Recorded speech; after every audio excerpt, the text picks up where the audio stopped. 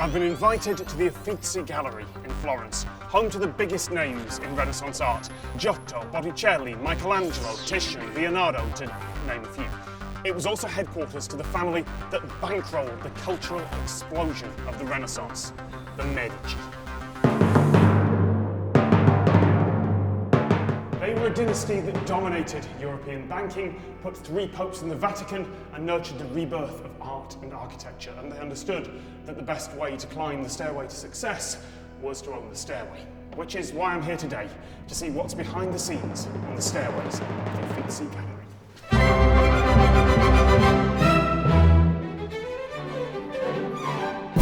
Today, the Uffizi Gallery is one of the most famous public art spaces in the world. But back in the day, before it was a museum, it was an office complex built under the commission of Cosimo de' Medici I. Uffizi, literally translated, means offices.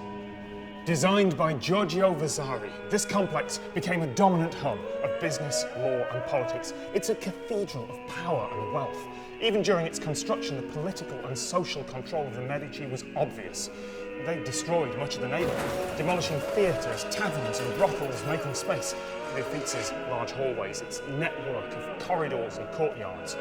And it started as it meant to go on. The architecture and art collections here are testament to just how powerful the Medici were. But Cosimo wanted his family to be more than mere mortals. He wanted them to be second only to God, the highest on high. Literally and symbolically, the staircases in this building helped Cosimo's cause. Both he and the architect had some very specific ideas about what they represented. On the ground floor here, there were the people of Florence, so merchants, bankers, artisans, the unwashed. And the more you climb up the staircases, actually, the more you were able to meet, for instance, rich people or noblemen, and higher, I mean, up to the Grand Duke, who was at the top of this hierarchy. This is the image of a vertical social staircase. But in another sense, we can also say that there was also a sort of passage between different social worlds. You can see that the real intention of Cosimo was that of gathering together in a single place, that is here, at the Uffizi, all the social worlds of his time, both economical and cultural, so that he could control them. Cosimo and Visari wanted to emphasize the idea of a celestial goal at the top, that a staircase should be bursting with light to present a journey to heaven, the ultimate destination. When building a staircase today, we don't really consider what it symbolizes. This Natalini staircase is the latest addition to the gallery, designed by the radical architect Adolfo Natalini in 2011.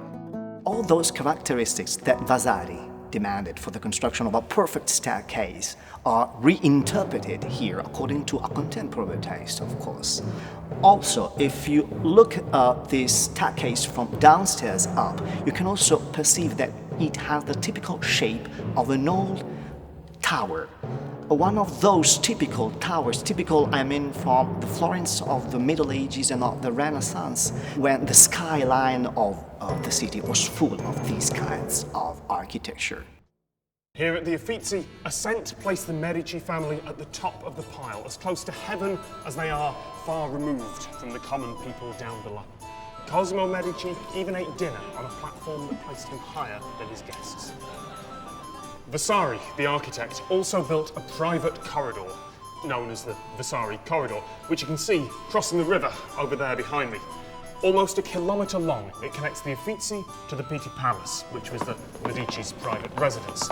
The corridor was built for the elite of Florence. They could walk through the city safely from homes to offices without having to cross the bad smells, the stray dogs, and most importantly, the political unrest amongst those who weren't allowed to live so high. This idea was often repeated in Florentine painting. Take a look at these images of the Virgin Mary. Different artists, different centuries, very different interpretations, but always some sort of raised platform. Here, we see the Madonna as a living church, or chiesa, closer to God than even angels or prophets. Let's not forget, even today, we say we look up to people we admire. Through architecture and through stockpiling artworks, the Medici created a world of tiered privilege, the idea of enlightenment as a luxury, way beyond the reaches of ordinary folk. Until 1765, when Pietro Leopoldo and the House of Lorraine succeeded the Medici and elevated the Uffizi into the Age of Enlightenment, opening it to the public as the Uffizi Gallery.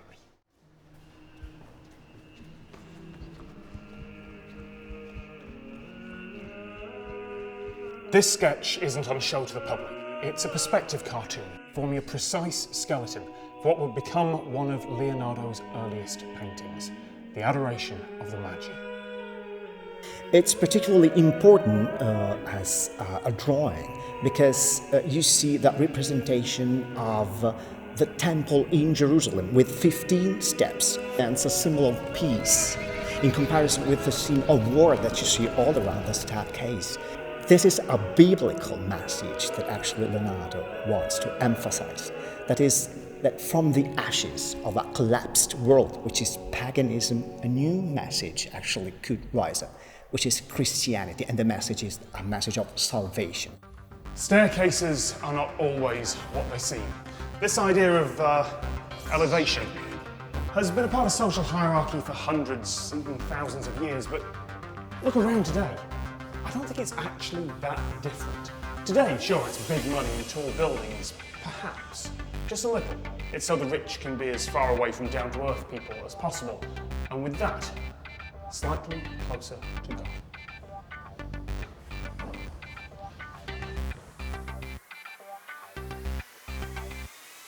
If you enjoyed our tour of the Uffizi Gallery, then subscribe to the Google Arts and Culture channel for a load more videos from institutions around the world.